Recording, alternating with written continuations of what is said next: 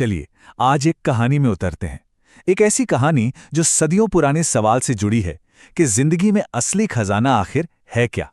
ये कहानी है मोहब्बत की, लालच की और सच्ची दौलत की। और देखिए, यही सवाल इस कहानी के बिल्कुल दिल में है। एक ऐसा सवाल जो शायद हम सब ने कभी न कभी खुद से पूछा होगा। क्या दौलत और ऐशो आराम वाकई सच्ची खुशी दे सकते हैं? देखते हैं हमारी आज की कहानी इस पर क्या कहती है। तो कहानी का पहला हिस्सा शुरू होता है दो ताकतों की टक्कर से। एक तरफ है सच्चा बेपनाह प्यार और दूसरी तरफ है दौलत का ऐसा लालच जो इंसान को अंधा कर देता है। तो मिलते हैं कहानी के किरदारों से। ये है खालिद, एक बहुत ही सीधा साधा मेहनती लकड़हारा। उसके लिए उसकी दुनिया उसकी बीवी साइमा ही है। और ये है साइमा, जो अपनी गरीबी से तंग आ चुकी है और हर पल एक शानदार जिंदगी जीने के ख्वाब देखती है। यहीं से आप समझ सकते हैं उनके रिश्ते में एक दरार पड़नी शुरू हो जाती है। और साइमा का गुस्सा, उसकी फ्रस्ट्रेशन, वो इन शब्दों में बाहर आती है। वो अक्सर खालिद को ताने देती, अपनी किस्मत को कोसती और उसे ये एहसास दिलाती कि इस शादी ने उसे गरीबी के सिवा कुछ भी नहीं दिया है। और फिर कहानी में एंट्री होती है सलीम की, एक अमीर सौदागर जिसकी नज़र साइमा की खूबसूरती पर पड़ती है। वो उसे महंगे तोहफे देता है, ऐशो आराम की जिंदगी का लालच देता है, मतलब ठीक वही जिंदगी जिसकी वो हमेशा से सपने देखती आई थी। और नतीजा, खालिद की मोहब्बत, उसकी मिन्नतें सब बेकार गईं। साइमा ने दौलत का रास्ता चुना और खालिद को छोड़कर सलीम के साथ चली गई। इस एक फैसले ने खालिद का दिल पूरी तरह से तोड़ दिया। लेकिन कहते हैं ना, किस्मत का पहिया कब घूम जाए कोई नहीं जानता। अब यहां से कहानी का दूसरा हिस्सा शुरू होता है, जहां खालिद की जिंदगी एक ऐसा मोड़ लेती है जिसकी किसी ने कभी कल्पना भी नहीं की थी।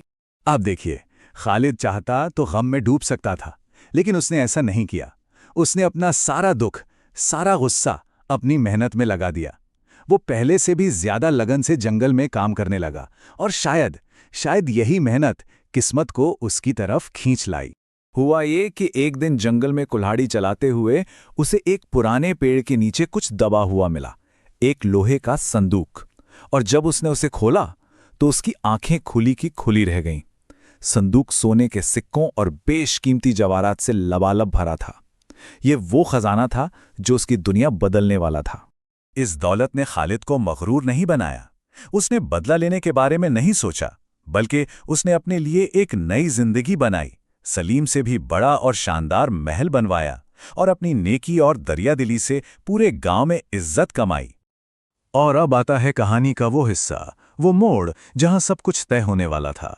खालिद ने एक बहुत बड़ी दावत रखी, एक ऐसा भोज जहां हर किरदार को अपने अतीत का सामना करना था।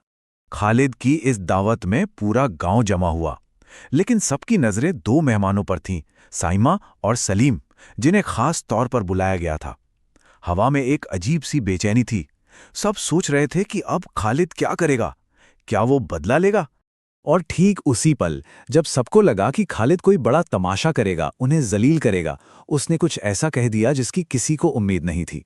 उसने भरी महफिल में ऐलान किया कि वो साइमा और सलीम दोनों को माफ करता है। ये सुनकर पूरी दावत में सन्नाटा छा गया। खालिद का ये बड़प्पन देखकर साइमा के अंदर जैसे कुछ टूट गया। उसे अपनी गलती का, अपने लालच का एहसास हुआ। उसे समझ आया कि उसने असली दौलत यानी मोहब्बत को ठोकर मार दी थी। वो रोते हुए खालिद के पैरों में गिर गईं और उसे वापस अपनाने की भीख मांगने लगी। इसी पल सलीम ने भी अपना फैसला सुना दिया। उसने सबके सामने साइमा को तलाक दे दिया। कहा कि जो औरत पैसे के लिए एक को छोड़ सकती है, वो भरोसे के काबिल नहीं। वहीं दूसरी तरफ खालिद ने अपना फैसला सुनाया। उसने कहा, मैं तुम्हें माफ तो करता हूं, लेकिन अपनी जिंदगी में दोबारा शामिल नहीं कर सकता। और बस यहीं पर कहानी हमें अपनी सबसे बड़ी सीख देती है कि आखिर जिंदगी में असली दौलत होती क्या है। खालिद के ये शब्द असल में पूरी कहानी का निचोड़ हैं। वो हमें सिखाता है कि माफ कर देना बहुत बड़ी बात है, ये इंसान का बड़प्पन है। लेकिन अपने आत्मसम्मान की, अपनी इज्जत की रक्षा करना उससे भी ज्यादा जरूरी है।